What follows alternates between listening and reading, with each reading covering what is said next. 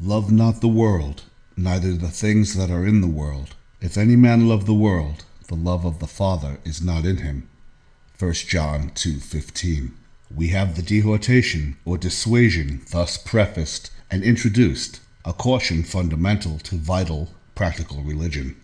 Love not the world, neither the things that are in the world. Verse 15.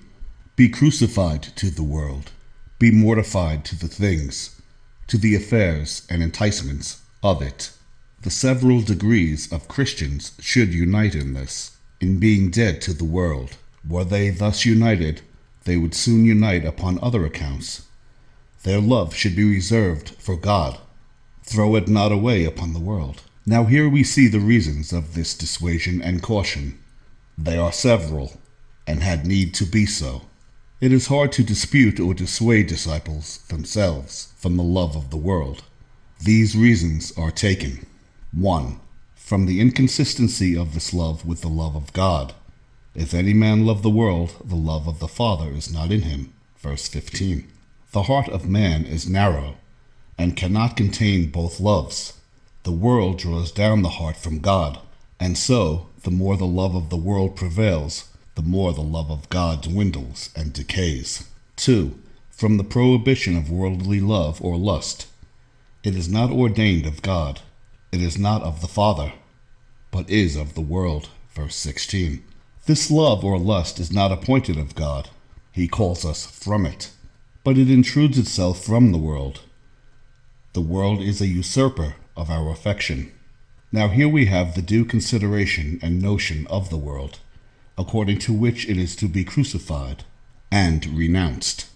The world, physically considered, is good, and is to be admired as the work of God and the glass in which his perfections shine.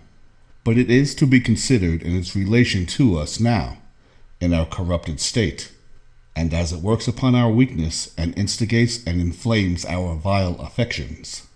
There is great affinity and alliance between the world and the flesh, and this world intrudes and encroaches upon the flesh, and thereby makes a party against God.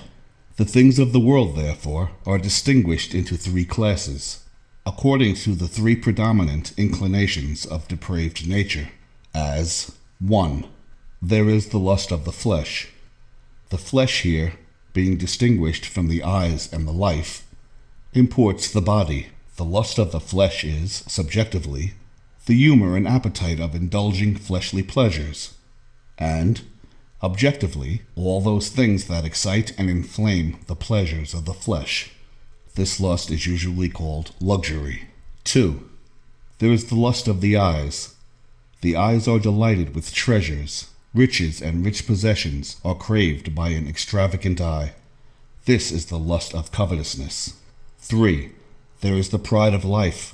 A vain mind craves all the grandeur, equipage, and pomp of a vainglorious life. This is ambition, and thirst after honor and applause.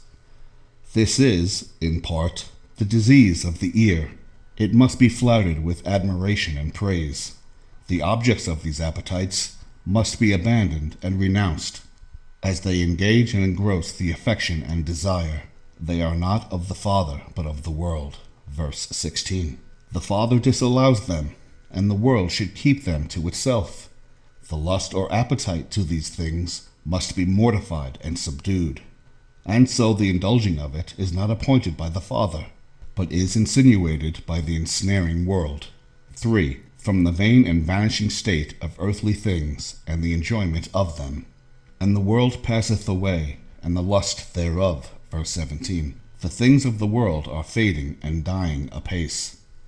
The lust itself and the pleasure of it wither and decay.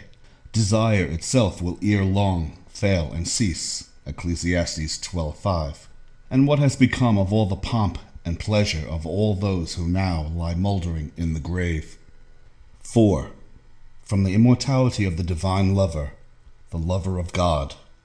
But he that doeth the will of God, which must be the character of the lover of God, in opposition to this lover of the world, abideth forever. Verse 17. The object of his love in opposition to the world that passeth away, abideth forever. His sacred passion or affection, in opposition to the lust that passeth away, abideth forever. Love shall never fail, and he himself is an heir of immortality and endless life, and shall in time be translated thither.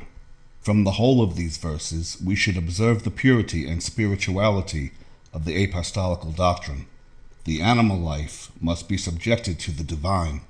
The body with its affections should be swayed by religion, or the victorious love of God.